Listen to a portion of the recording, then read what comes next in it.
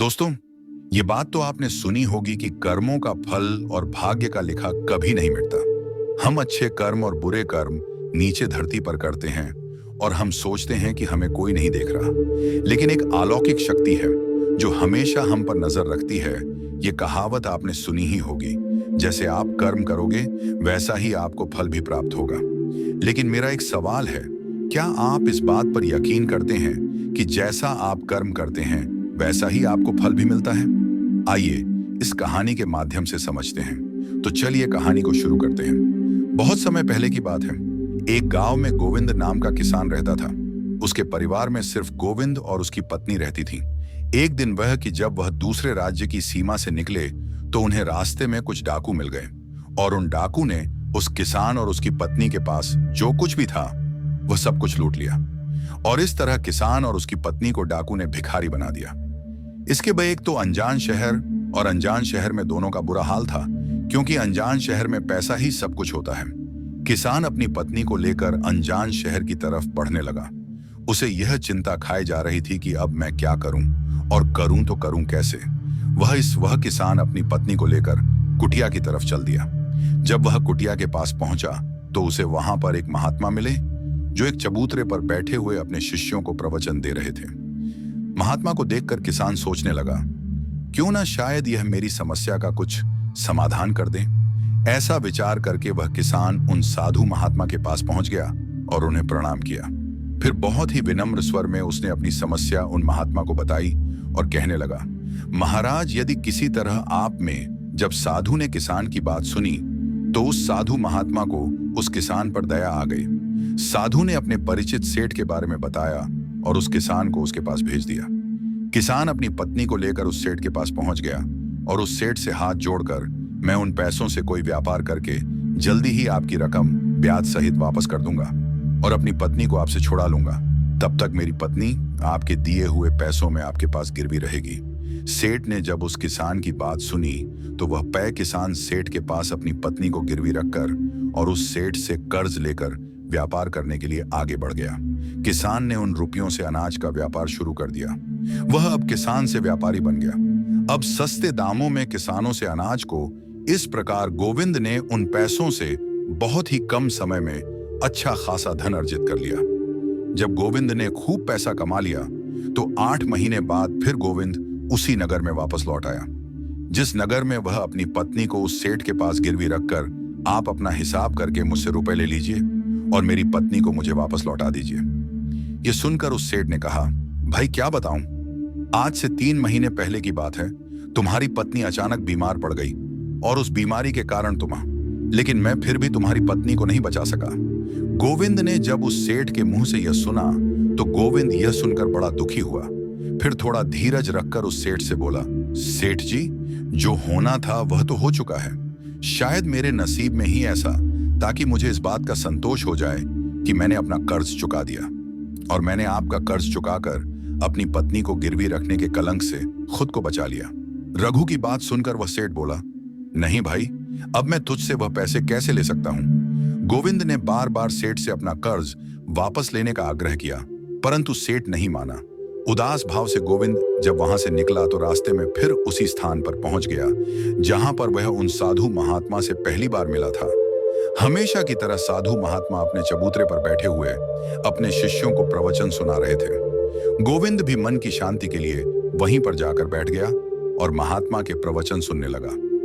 साधु महात्मा ने जब गोविंद को देखा तो साधु गोविंद ने पूरा घटनाक्रम उन साधु महात्मा को बता दिया।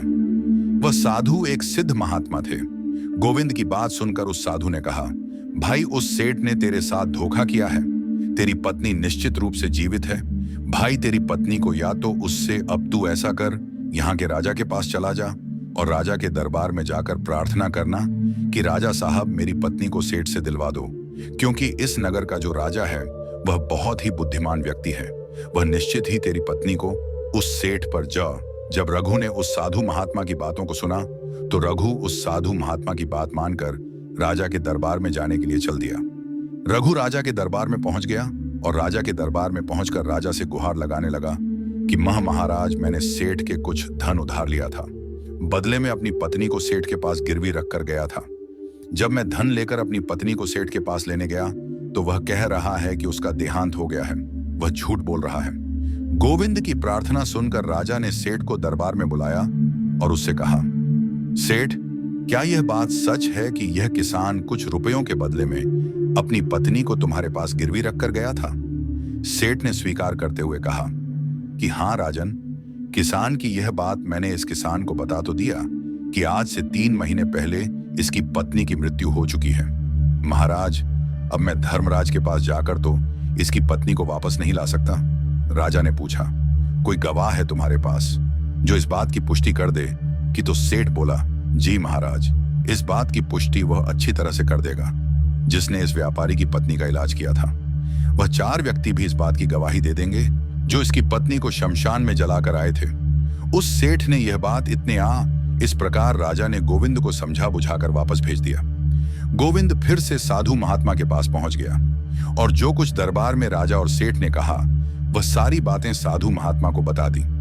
यह सब सुनकर उस ज्ञानी महात्मा ने कहा, मैंने अब तुम मेरी एक बात सुनो। तुम एक बार फिर से राजा के पास जाओ और उसे कहना कि सिर्फ 3 घंटे के लिए वह अपनी राजगद्दी पर मुझे बैठने का अधिकार दे दें। तब मैं राजा को बताऊंगा कि न्याय कैसे किया जाता है और न्याय किसे कहते हैं। गोविंद एक बार फिर से राजा के दरबार में पहुंचा और जैसा उस साधु महात्मा ने कहा था उसने राजा से कह दिया। राजा ने गोविंद की यह बात सुनी तो यह सुनकर राजा ने कहा, मुझे 3 घंटे के लिए राजगद्दी छोड़ने में कोई ऐतराज नहीं है। यदि ऐसा करने से तुम्हें न्याय मिल जाएगा तो मैं 3 घंटे के लिए उस साधु महात्मा के लिए अपनी राजगद्दी छोड़ दूंगा। तुम उन महात्मा को राज दरबार में ले आओ। रघु ने जब राजा के यह वचन सुने तो रघु साधु महात्मा फिर राजगद्दी पर विराजमान होते ही साधु महात्मा के सामने उस सेठ को दरबार में प्रस्तुत किया और उससे कहा, सेठ जी, आपने कहा कि इस किसान की पत्नी आपके पास रहते हुए 3 महीने पहले ही स्वर्ग से धार गई और आपका कहना है कि आपके पास इसकी पथ क्या मैं उन गवाहों से मिल सकता हूं। फिर राजा बने साधु महात्मा के आदेश पर सेठ के गवाह पेश किए गए। सबसे पहले साधु ने उस वैद्य को बुलाया जिसने गोविंद की पत्नी का इलाज किया था। साधु ने वैद्य से पूछा, क्यों भाई, आपने ही हाँ वैद्य बोला? जी हुजूर, मैंने ही गोविंद की पत्नी का इलाज किया था। वैद्य की बात सुनकर वह साधु बोला, अच्छा वैद्य जी, मुझे ये बताओ कि तुम गोविंद की पत्नी का इलाज करने के लिए सेठ के घर जाते थे या फिर गोविंद की पत्नी इलाज करवान? साधु बोला, यानी तुम विश्वास के साथ यह नहीं कह सकते कि वह दवा सेठ रघु की पत्नी के लिए ही ले जाता था या फिर किसी और के लिए? साधु की बात सुनकर वह वैद्य बोला, हाँ महाराज, यह बात मैं यकीन के साथ तो नहीं कह सकता कि सेठ किसके लिए दवाई ले जाते थे, लेकिन सेठ जी मुझसे दवाई जरूर ले जाया करते थे। वैद्य की बात सुनकर वह साधु बोला, इसका मतलब तो यही हुआ कि और हो सकता है तुम्हारे द्वारा दिए हुए जहर से ही रघु की पत्नी की मृत्यु हुई हो। उस साधु की यह बातें सुनकर वैद्य का चेहरा डर के मारे पीला पड़ने लगा और वह भयभीत स्वर में बोला, नहीं हुजूर, ऐसा हरगिज नहीं हो सकता। मैं अपने का, अब तो तुम ऐसा ही कहोगे, मैं तुम्हें अपने कर्तव्य के प्रति लापरवाही करने के और एक मरीज के जीवन से खिलवाड़ करने के अपराध में 50 कोड़े लगाने का आदेश देने जा रहा हूं। इसके साथ ही तुम्हारा मुंह काला करके सारे नगर में अब तुम सोच लो, वैद्य सच बोलोगे या फिर मैं सैनिकों को तुम्हें गिरफ्तार करने का आदेश दूं। यह सुनकर वैद्य का शरीर कांपने लगा और वह उस साधु के कदमों में जा गिरा और बोला, हुजूर मुझे माफ कर दीजिए, मैं स्वीकार करता हूं कि मैंने सेठ के किसी मरीज का कोई भी इलाज नहीं किया। सेठ ने तो मुझे पैसे दिए थे और कहा था कि यदि गवाही की आवश्यकता पड़े तो ऐसा कहकर उसके पक्ष में गवाही दे दूं। बस मेरा इतना ही अपराध है कि मैंने लालच साधु महात्मा के आदेश का राजा के सैनिकों ने तुरंत ही पालन किया। सैनिकों ने तत्काल ही उस वैद्य को पकड़ लिया और भरे दरबार में उसे कोड़े लगाने लगे। पहला कोड़ा लगते ही वह जोर से चीख पड़ा और कहने लगा, महाराज मुझ पर रहम कीजिए। हर कोड़े के साथ उसके गले से करुणामय आवाजें निकलने लगी। उसकी चीखें राज दरबार में गूंज उठी। वैद्य के साथ ऐसा होते हुए देखकर सेठ के गवाह के तौर पर बुलाए गए उन 4 व्यक्तियों के कलेजे दहल गए, जिन्होंने रघु की अब बारी उन 4 गवाहों की आई। साधु महात्मा ने उनसे पूछा, तुम लोगों का कहना है कि तुम 4 ने इस रघु किसान की मृत पत्नी का शव ले जाकर शमशान में उसे जलाकर आए थे।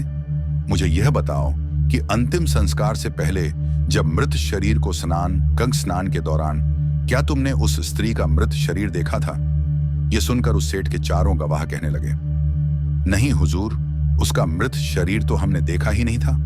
जब सेठ जी ने अर्थी तैयार कर ली थी उसके बाद ही हम उसे शमशान में ले गए, और कहीं ऐसा तो नहीं किसी जहरीले पदार्थ से बेहोश व्यक्ति उस अर्थी में लेटा हो और उसे तुम शमशान में ले जाकर जलाकर आ गए हो। यह तो एक बहुत ही गंभीर अपराध है। इसके लिए तुम लोगों को मृत्यु दंड की सजा भी दी जा सकती है।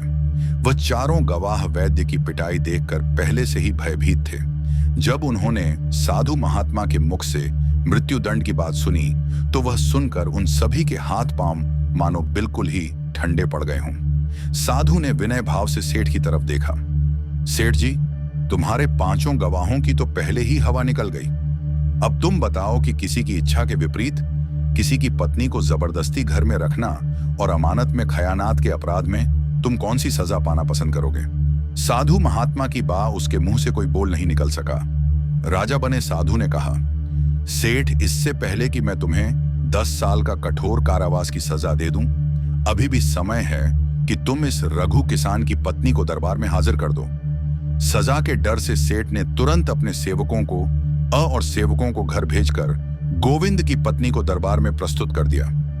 साधु ने सेठ से लेकर गोविंद को उसकी पत्नी सौंप दी और सेठ को झूठी गवाही के अपराध में 5 महीने की कैद की सजा सुना दी। उन चारों गवाहों को भी कड़ी से कड़ी सज और साधु के सामने हाथ जोड़कर बोला, महात्मा, आप धन्य हैं। आपने मुझे सिखा दिया कि न्याय कैसे किया जाता है। राजा की बात सुनकर वह साधु महात्मा बोला, राजन, मेरी 3 बातें सदैव याद रखना कि कभी भी इन 3 स्थानों पर अपनी पत्नी को अकेला नहीं छोड़ना चाहिए। अब हम आपको बताते हैं जिन स्थानों पर यदि कोई अपनी पत्नी को अकेला छोड़ता है तो उसे बहुत ही पश्चाताप करना पड़ता है। पहला स्थान है, अगर आपकी पत्नी को कोई बीमारी घेर ले और वह बीमार पड़ जाए तो ऐसी स्थिति में कभी भी उसको बीमारी में अकेला छोड़कर नहीं जाना चाहिए, क्योंकि जब कोई मनुष्य किसी स्त्री से विवाह करता है तो विवाह के समय वचन देता है कि मैं और उसकी देखभाल करिए। जिस तरीके से पत्नी अपने पति की सेवा करती है उसी तरह से पति का भी कर्तव्य बनता है कि अपनी पत्नी की सेवा में हमेशा तत्पर रहे। यह आपका कर्तव्य है। दूसरा स्थान है, अगर आपकी पत्नी निर्दोष है और कोई उस पर जड़, क्योंकि एक लड़की अपने माता पिता का घर इसी आस में छोड़कर आती है कि पति मेरी भावनाओं को समझेगा और हर स्थिति में मेरा साथ देगा, इसलिए दुनिया वाले उस पर कोई झूठा दोष लगा रहे हैं तो आपको अपनी अर्धांगिनी के साथ खड़े रहना। तीसरा स्थान है, कभी भूलकर भी अपनी पत्नी को पराये पुरुषों के पास नहीं छोड़ना। किसी भी परिस्थिति में अपनी पत्नी को किसी अन्य पुरुष के साथ अकेला नहीं छोड़ना चाहिए। इसी के साथ में उम्मीद है कि आपको आज की वीडियो पसंद आई होगी, तो इस वीडियो को उस इंसान को शेयर करें जिससे यह कहानी सुनने की जरूरत है, और उसी के ठीक बाद चैनल को सब्सक्राइब करें। तो चलिए फिर मिलते हैं।